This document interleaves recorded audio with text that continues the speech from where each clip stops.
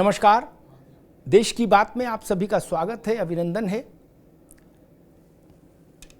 लोकसभा के नतीजे, चुनाव के नतीजे एक इस बात को भी रेखांकित कर रहे हैं कि भाजपा को इस बार बागी नहीं फले।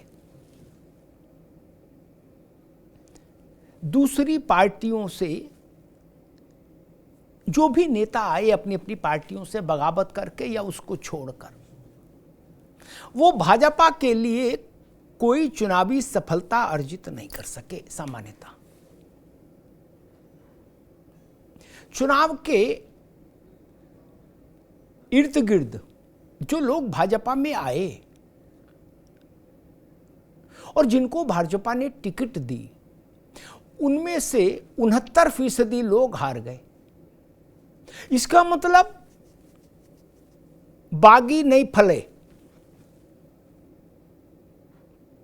और इसका एक और बड़ा उदाहरण देखिए।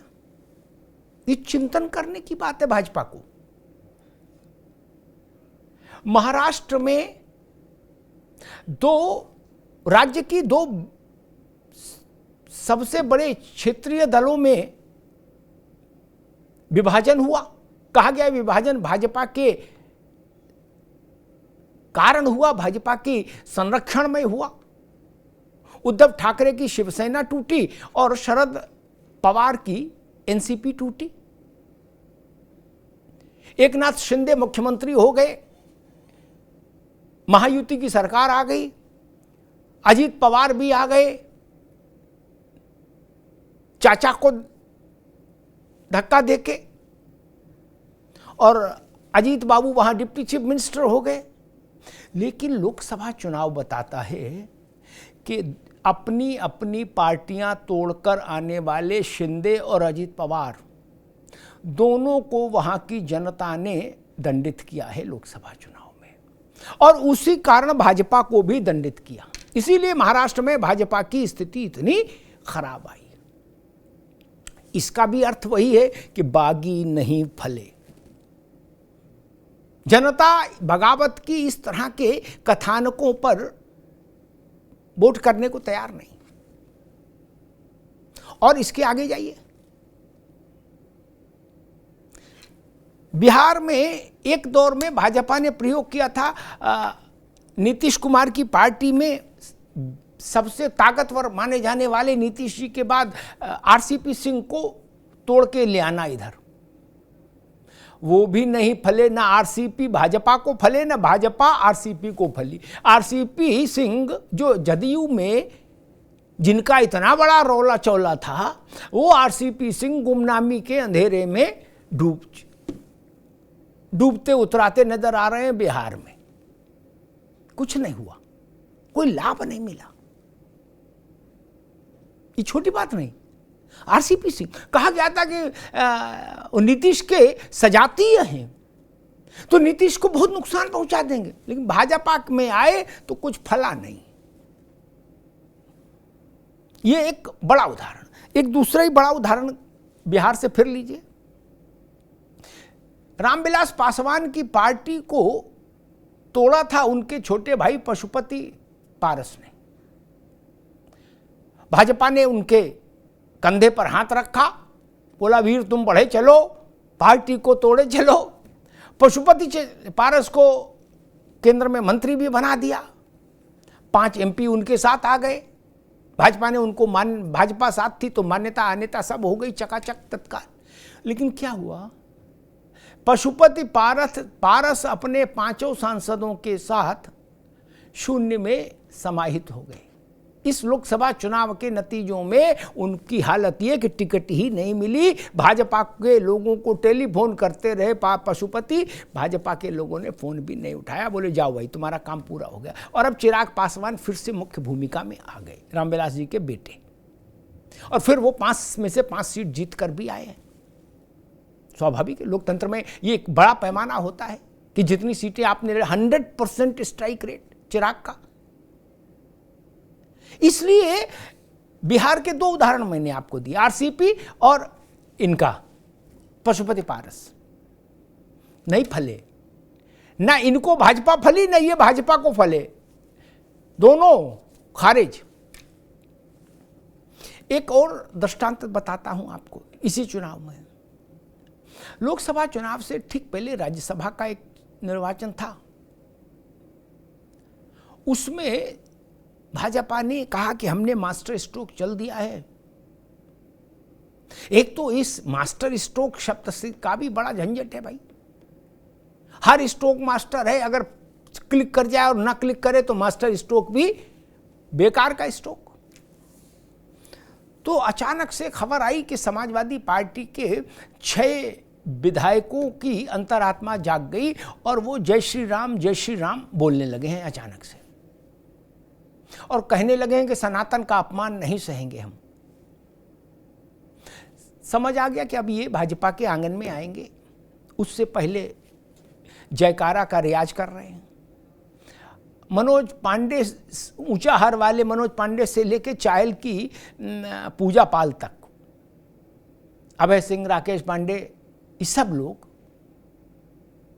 राकेश प्रताप सिंह, ये सारे 6 विधायक भाजपा में आ गए। उसका नतीजा ये हुआ कि सपा में एक कैंडिडेट जो थे, आलोक रंजन, उत्तर प्रदेश के पूर्व मुख्य सचिव रहे थे, अच्छे आईएएस अधिकारी रहे, वो चुनाव हार गए बेचारे। जया बच्चन और रामजीलाल सुमन जीत पाई, बस केवल तीसरा उम्मीदवार हार गया इस बगावत के कारण। और भाजपा ने जो अपना अतिरिक्त उम्मीदवार उतारा था, संजय सेठ, वो जीत गया।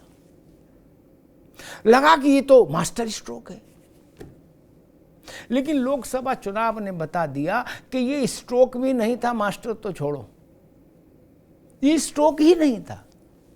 ये जो 6 लोग आए, वो लोकसभा चुनाव में भारतीय जनता पार्टी को राई रत्ती लाभ नहीं दिला पाए।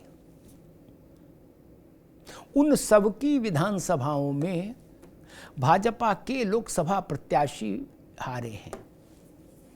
इसका मतलब फिर वही बागी नहीं फले। जिनको आप कंधे पर बैठा के लाए थे वो फले नहीं। सबको सिक्योरिटी दे दी गई थी, सबका रुबाब बढ़ गया था, सबके टेलीफोन बजने लगे थे, सबके टेलीफोन पर सिफारिशें मानी जाने लगी थी, होने लगी थी। जो एक विधायक का जलवा बढ़ाने के जितने भी जतन होते हैं वो सब कर दिए थे भाजपा ने इन 6 लोगों के लिए। और मनोज पांडे का तो भाग्य इतना तेज था कि उनके घर पहुंच गए थे खुद भारत के गृह मंत्री अमित शाह जी। उनके परिवार से मिले, बैठे, चाय नाश्ता हुआ। रायबरेली और उत्तर प्रदेश ने देश भर में मैसेज चला गया कि भाई मनोज पांडे का तो कद बहुत बढ़ गया। अमित शाह उनके घर चले गए। भाजपा का हर बड़े से बड़ा नेता अमित शाह जी से मिलने के लिए समय मांगता है, और इधर अमित शाह जी चले गए। वो मनोज पांडे भी भाजपा को फले नहीं। इसका मतलब जनता ने चुनाव के वक्त बगावत करने वालों को अच्छा नहीं माना, ना उत्तर प्रदेश में, ना बिहार में, ना महाराष्ट्र में, कहीं। अपनी मूल पार्टी से बगावत करना, शायद जनता इस चलन को पसंद नहीं कर रही। वरना महाराष्ट्र से तो बहुत उम्मीदें थी, और वहां यह तय होना था कि असली शिवसेना कौन सी है और असली एनसीपी कौन सी है। आप सोचिए, मेरे ख्याल से उम्र के 8 दशक पार कर चुके होंगे पवार साहब। उस बुढ़ापे में उनकी पार्टी टूट गई, उनका चुनाव चिन्ह चला गया। हतप्रभ, हताश शरद राव पवार। वैसे ही उद्धव ठाकरे, एक महापराक्रमी पिता की संतान, उसकी पार्टी छिन्न भिन्न हो गई। लगा सितारा डूब गया। बाला साहब ठाकरे की शिवसेना का सूर्य अस्ताचलगामी हो गया। लेकिन लोकसभा चुनाव के नतीजे आए तो जनता ने ये संदेश दे दिया कि हमारे लिए असली शिवसेना वही जिसके अध्यक्ष उद्धव हैं, और ये भी संदेश दे दिया कि हमारे लिए असली वास्तविक एनसीपी वही जिसके मुखिया शरद पवार हैं। अजीत पवार अपनी पत्नी तक को नहीं जिता पाए। ये बड़ी चीज है। और इसी से ये पता लगता है कि भाजपा को अपने अंदर अब कोर्स करेक्शन करना होगा। इतने उदाहरण मैंने आपको गिना दिए। एक दौर में और पीछे चलिए, बंगाल में भी जब ये हुआ था कि विधानसभा का चुनाव था पिछला, तो अचानक से तृणमूल कांग्रेस से तमाम लोग बगावत करके भाजपा में आए थे। तब वो भी नहीं फले थे। ममता जी प्रचंड बहुमत के साथ दूसरी बार सरकार बना ले गई थे। वो बागी भी नहीं फले थे भाजपा को, न भाजपा उनको फली न वो फिर हुआ क्या कि जब ममता जी की दूसरी बार सरकार बन गई तो जो बागी भाजपा में आए थे बगावत करके, उनमें से अधिकांश माफी मांगकर प्रणाम करके दीदी को अपने सिर का मुंडन करा के ऊपर गंगा जल डाल के चले गए थे वापस तृणमूल में। बोले चलो भैया ठीक हुआ है, इतनी जल्दी समझ आ गई, अब उधर ही चलो। ये स्थिति है। और जो मैंने इस देश की बात के इस अध्याय में आपसे आरंभ में कहा था कि बाहर से आने वाले लोगों को जिनको टिकट दी भाजपा ने, उनमें से 69% लोग हार गए। इसका मतलब भाजपा को अब ये मान लेना चाहिए, ये जोड़ तोड़, आया राम गया राम, अगावत बगावत, ये सब जनता स्वीकार नहीं कर रही, और कम से कम भाजपा के संदर्भ में तो नहीं कर रही स्वीकार।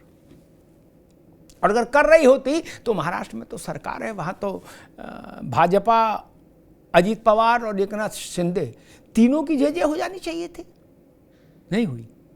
इसका मतलब जनता को ये विभाजन, ये बगावतें नापसंद नहीं। इसलिए मैं कहता हूं कि भाजपा को अपने भीतर